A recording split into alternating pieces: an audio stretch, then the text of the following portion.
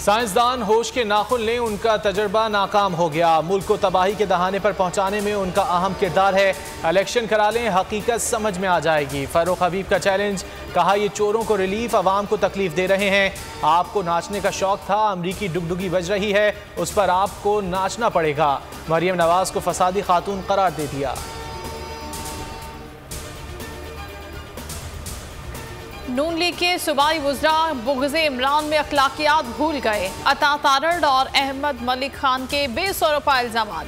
अता तारड़ ने कहा कि इमरान खान जो कुछ कर रहे हैं उन्हें भुगतना पड़ेगा। दावा किया कि इमरान खान शिकस्त नजर आने पर हुकूमत और रियासत मुखालिफ तकरीरें कर रहे हैं। मलिक अहमद खान भी इदारों को इमरान खान के खिलाफ भड़काते नजर आए। बोले जलसों में कहा न्यूट्रल ना रहना। किसी को कहा कि सिराजुद्दौला, किसी को मीर जाफर या मीर सादिक कहा गया।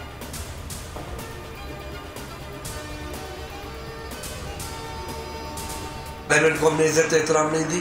अगली हुकूमत को देख लो, प्राइम मिनिस्टर पार्लियामेंट में नहीं आता था। हमारा ये भाई प्राइम मिनिस्टर साहब जो है, मेरे prime minister leader of house, वो भी पार्लियामेंट में नहीं आता।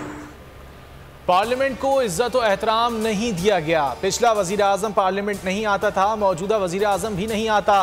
खुर्शीद शाह कहते हैं फैसले आइन नहीं मुशावरत के तहत हो रहे हैं। आइन की अपनी अपनी तशरीह की जा रही है। सियासतदान अवाम के लिए टाइम निकालें, इदारे और सियासतदान मिलकर सोचें।